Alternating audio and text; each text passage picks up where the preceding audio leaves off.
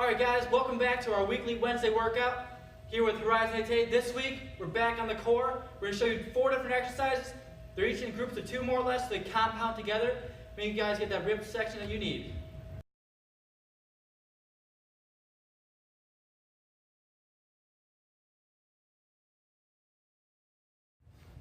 Cool, so the first exercise we're going to go through is something known as in and outs. There's a couple different ways to do it. I'm going to show you the baseline to start with.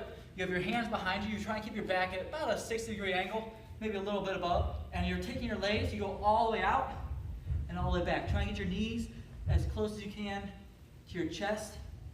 Working on that full extension. So if you do this, halfway out with your legs, that's not going to do it. It's crucial that you go all the way out and then work to go all the way in. Even if that means cutting down your numbers, that's okay. Proper form is better than, fast motions for nothing out of it. If that's easy for you, and for many I think it will be, it's not too terribly hard, take your hands, put them in the air. This then makes you use your core to stay up. Instead of having your arms there for support, boom, you're up. And as always, as soon as you have less things on the ground, so right now only things on the ground is my tailbone, my feet are up, my hands are up. That brings into a balance component, which again activates your core. So added bonus. So I'm here, in and out.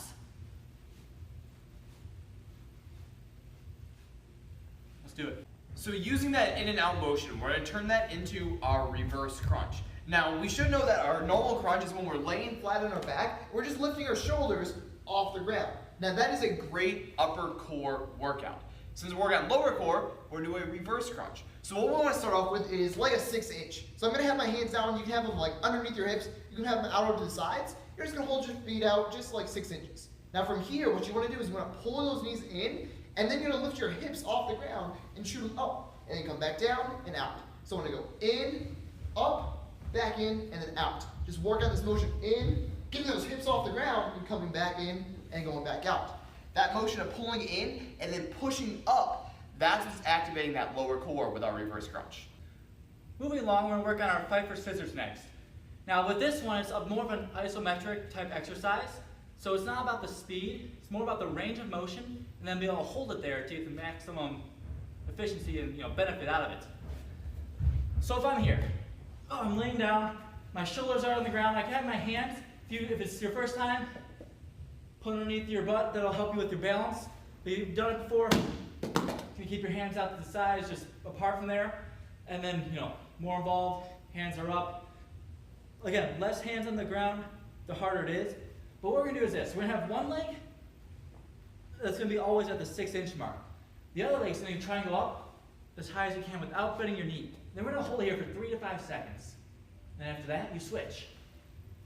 We're going to make sure your toes are flexed back towards you, your knees as straight as possible, and then you switch. Don't sacrifice to get that extra, angle by bending your knee. If you can't quite get the 90, that's okay. I know I'm not perfectly there yet. But the harder you work at it, the more you try it, the easier it'll become. Because this one, again, it's the lower core, but it also stretches down past that to the hip flexor. And you will start to feel it in your quad area. Again, just like you would with the 6 inches or leg raises, because it's activating more than just the middle core. It's going down. So if I'm here, watch good. I'm set. One's up, I hold it for 5, 4, 3, 2, 1, and then I switch. 5, 4, 3, 2, 1. And just keep going to that number you're looking for. To finish off with our exercises, we're going to take those scissor kicks, but now we're going to go rapid fire with them. So we're going to start by leaning back. Just like Brad said earlier, when you do those 6 inches, you can start by having either your hands underneath your hips, you can have them out over to the side, or you can have them up. The less hands on the ground, the harder it's going to be. So I'm going to start with my hands to my side. What I want to start off with doing is keeping my feet out in front. Now from here, one's going to go up maybe like 6 more inches. And from here, all I'm going to do is rapid fire, just switch them back and forth. Kicking, almost like a swimming sort of motion going out there. You're constantly switching back and forth. Just keep on moving. Now for this exercise, it's going to be time-based. All the other exercises, we're going to give you guys a set amount of numbers to do. This one, rapid fire, we're going to hold out and we're going to keep on going for 15 to 20 seconds. All right, cool. So another core exercise, 4 of them for you guys. We're helping you guys out, trying to get you guys, the core. It's something that most people stress about, and for good reason. It's something that you use every single day. With whatever you do, your core is always activated, so it's crucial that you have a strong midsection. As always, remember, when you strengthen your core, make sure you do so with your back at the same level, or vice versa. If your back, if you're working your back, make sure you work your front side too.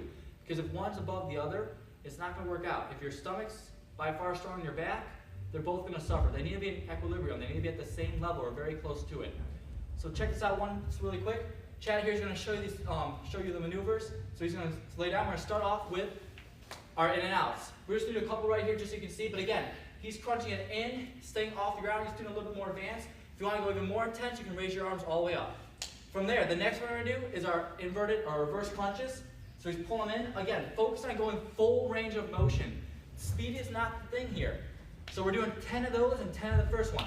After you finish that, the next one on your line is our fight for scissors. With this one, you hold it, and then you switch. After you hold for 3 seconds, if this is your beginning time doing it, do that, 10 of them, 5 on each side. If you've done it for a while, you're feeling good, make it 5-second holds on each one. If that's doing good, instead of just doing 10, do 20. You guys get the idea. And after you're done with that, we're going to finish with our scissor kicks. It's like a flutter kick, similar to like if you're swimming in the pool. 30 seconds of this. After a while, do a minute. You guys know the drill.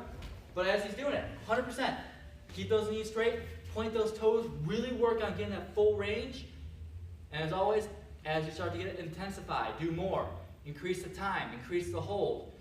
If you're doing the scissor holds, make sure instead of having it just at the low angle, fight to get that 90. You'll feel it in your legs, I guarantee it. But the harder you fight, the more effort you put in, the better your results. So, as with anything, the more you put in, the more you get out of it. So let's do it, guys. Questions, comments, concerns, drop them in the comments below. We're here to help. We'll see you next week.